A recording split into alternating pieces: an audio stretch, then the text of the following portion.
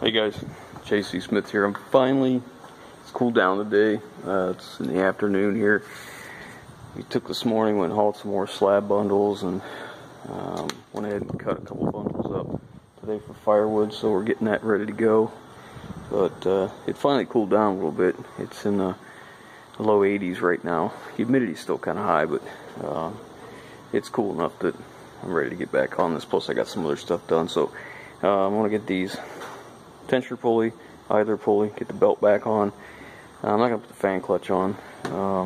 I have to get a fan shroud for this that I keep forgetting about. Probably because I work on it for a little bit and then go off and do other stuff. But so anyways, my goal today is to get it all running again, get everything hooked up, and check it and see what it's doing, and go from there. So I'll bring you along.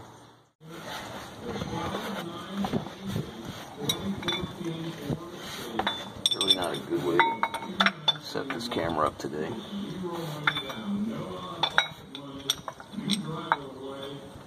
Anyways, so I'm gonna hope to get all this back together, get it started again, see if it was just a valve plug. I'm gonna leave the valve covers off so that while it's running, I can look at all them cam followers again and make sure they're on.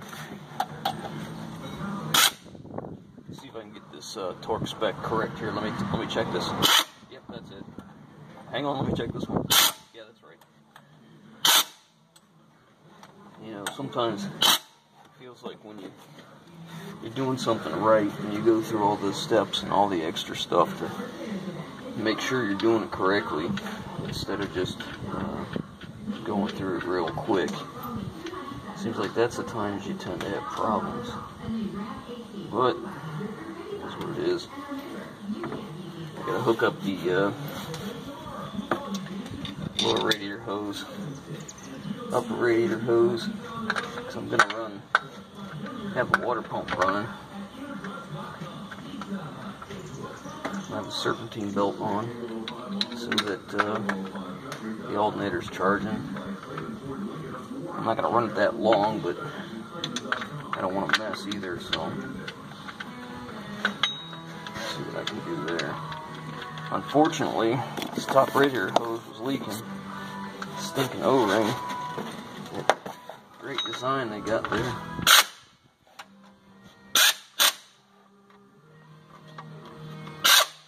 Hang on, let me check the torque on this. Yep. Oh, it's right there. Oh, right there. It was perfect. You guys hear that click off like that? Well, that was nice. Torque wrench clicked off so nice.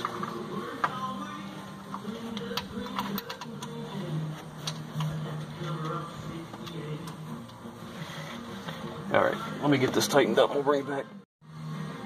Alright guys, let's put the wiring harness back in, put the ignition coils back in, get everything plugged in, plug all my harnesses back in. I'll have to put the intake on because it has a mass airflow sensor right off the air cleaner, so I'll have to have that. I'm going to put this together just enough to make it run, and I want to see what it does. I'm not gonna go too crazy here, so let me get all this stuff back together. I'm gonna leave valve covers off so we can see what's oiling and what's not, make sure everything is oiling correctly, and then once I'm satisfied that everything is, all the lash adjusters are pumped up, which I think they are already, but once I'm satisfied everything's oiling, then I'll put the valve covers back on. It's gonna make a heck of a mess, but that's okay. Alright, let me get this together. So if you remember, I told you that I owned out all these coils. So one thing I didn't do was kind of look and inspect here for spark traces, you know, where maybe one of these has a hole in it and it's the spark's going down that tube instead of going to spark plug, going to the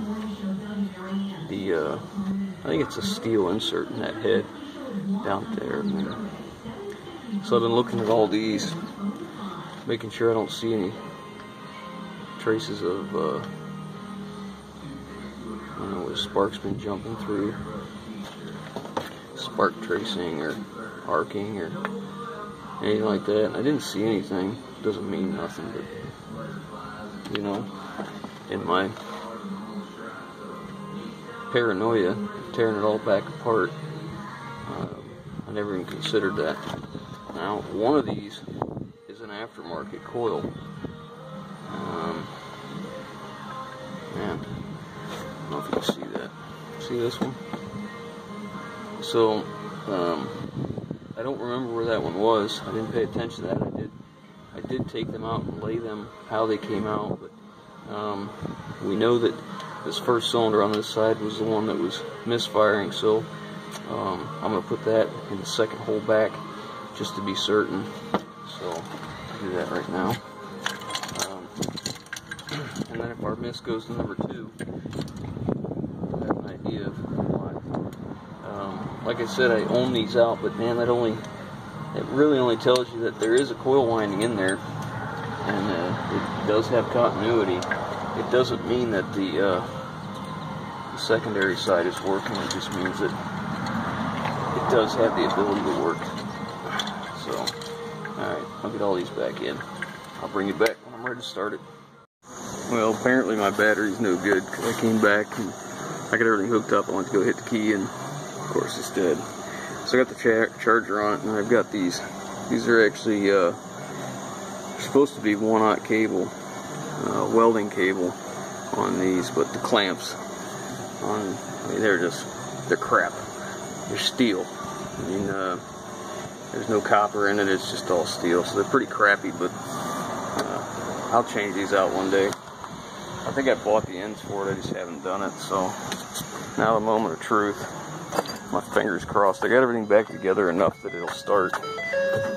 Alright. Oh, that sounds pretty good. It's gonna make a mess. Oh yeah. Oh yeah, it's spraying oil everywhere. Yeah, I don't know if you can see that. Yeah, that tiny texture is oiling well.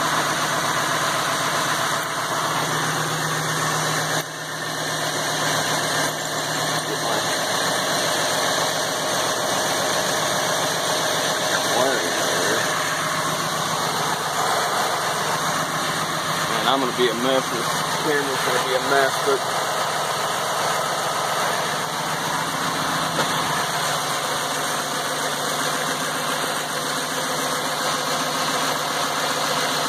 it's hard to see, but I can see the oil coming out of the galley.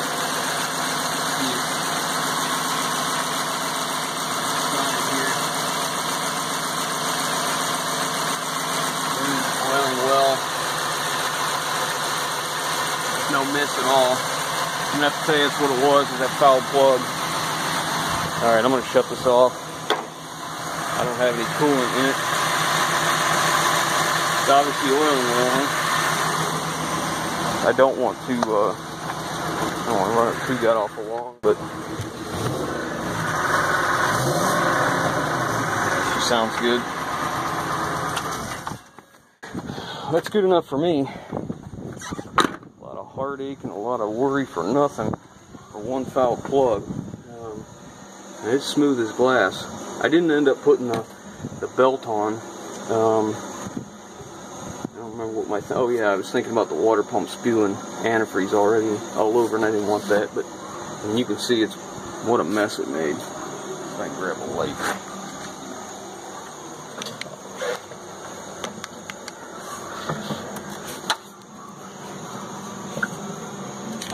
Yeah, you can see. I don't know if this will show up, but every single lobe on the cam is soaked in oil, and every journal was spraying oil. So, good Lord, yeah, it surely is oiling well, and it was pretty smooth. Man, look at that mess. Jeez, dripping on the ground, over here. Oh, that side of the frame is soaked. It's running down the frame over here.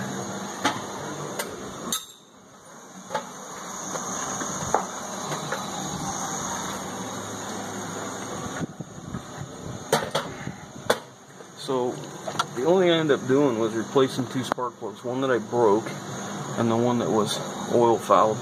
I'm sorry, gas fouled. And you saw the oil spraying out of here, so those tensioners are working. You know, and some people, when you do something like this, and you know, I'm not hiding this crap from you guys. I thought I made a mistake. So, you know, this is the process, right? Maybe it was a little paranoia and for nothing, but regardless, the end result is it's okay. And you know, I had video when it first started. It was smooth as glass. I mean, I could have probably just posted that and been done, but that's not what I want to do, and that's not who I am. You know, we had a problem, and I'm going to bring you around for the project. I like to do it all. Yeah, look at that oil on the bottom of the air cleaner. But anyways, you know, I'm sure a lot of guys appreciate the fact that you just didn't see, oh yeah, everything went just fine and dandy and it's running, it's great and everything's perfect, when it wasn't, you know. And then I got some ridicule from some guys and about what I should have done, how I should have done it, and all that. Well, you know, maybe so. There's a lot of people who know a lot more about what I'm doing than I do, and I just fumble through it. But you know, we end up at the same place. Sometimes it takes me longer, but you know, I don't work at a shop where I work on these things every day. I'm fumbling through my own, and I don't get training. You know, some of these guys that work in shops, you know, they get every time something new comes out, they get trained on it. Well, I just got my training. You know, I got to pay for it, and this is how I pay for it. So, you know, a lot of times something happens like this, and you know, like I said, a lot of it was just paranoia. I was just worried. Worried because fearful about this being an interference motor, which, you know, it is. I looked it up in the manual. It does say it is an interference motor, but I didn't look at that before. I just assumed, because there just aren't very many non-interference motors built today. The majority of them are interference. Let's start it up again.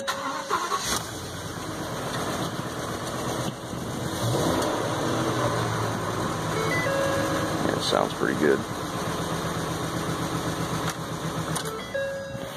Sounds good. Alright, so I'm pretty satisfied, so I'm going to put this back together. I'm going to put all the valve covers back on and do everything correctly and clean everything up, because I've made a pretty good mess here. But anyways, you know, the gist of what I'm telling you is, you know, maybe it wasn't the way a shop would have done it who does this every day. I've done a lot of these V10 heads and 5.4s and cam phasers and timing and all that. I've never had any troubles. And when you don't have any troubles and suddenly you got one amiss or something, didn't run quite right, you know, it kind of throws you. So makes you question everything you did and how you did it. So anyways, you know, like I said, I was going to bring you along. It had a problem. We're going to figure it out. Thankfully, it was just a fouled plug.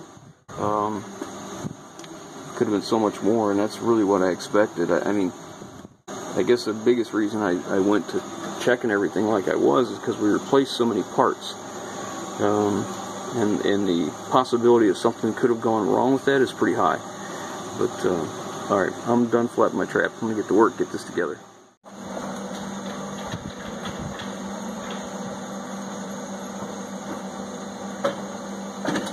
Alright guys, so let's talk about what I did wrong. What I did wrong is, once there was a miss, the first thing I should have done was hook up the scanner, see which cylinder it was, make sure I had injector pulse, make sure I had spark, and then diagnose from there on that one cylinder. You know, I know better than that. I know what I should have done, but I was so worried that I had done something wrong or didn't have the timing incorrectly. I let good judgment and normal procedures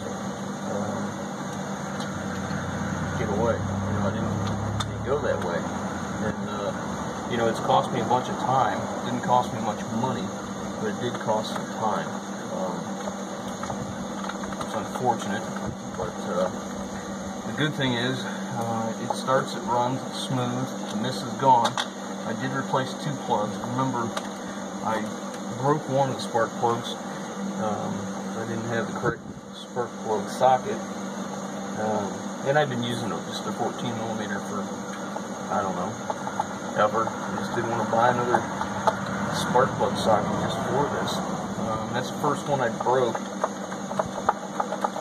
Just in a hurry, I guess. Just gotta slow down.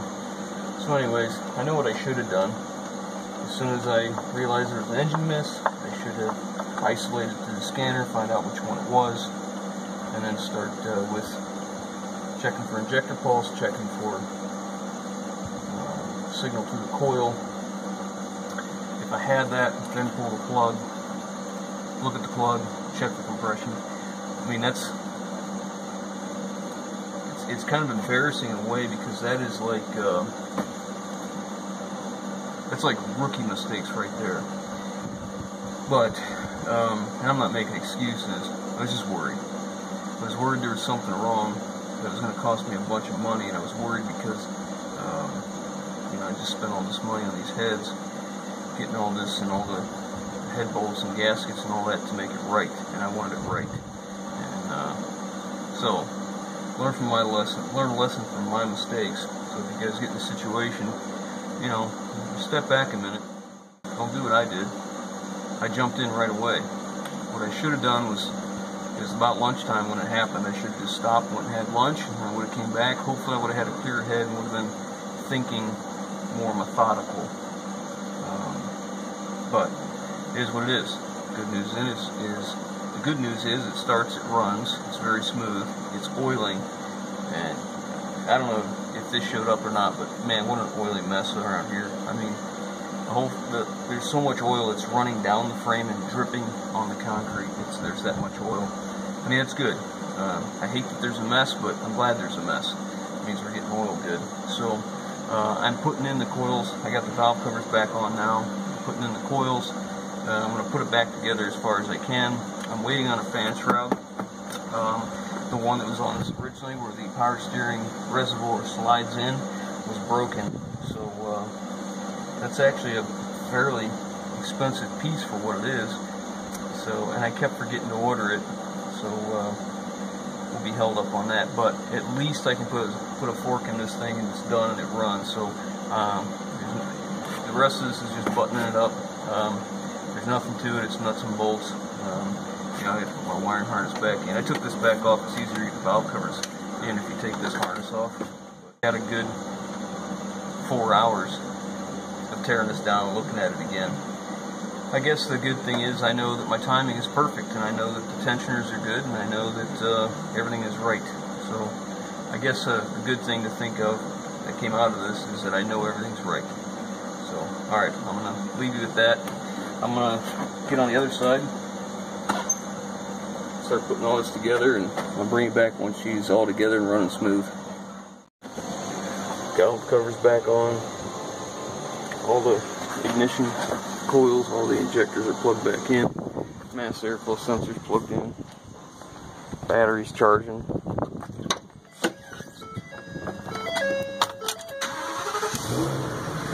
There we go.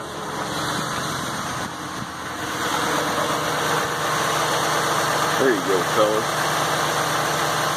Smooth as glass, the way it should be.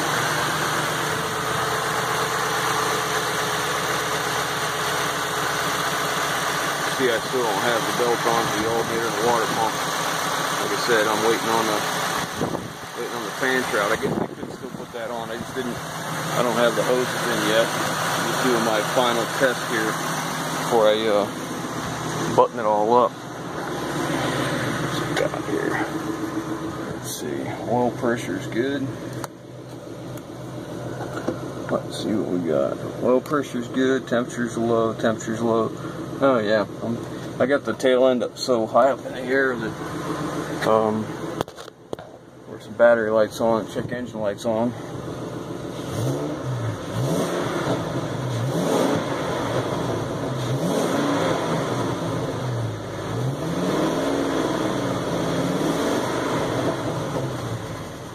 Sounds pretty good. That's the end of the road for this one. I got some pressure wash and do, cleaned it up.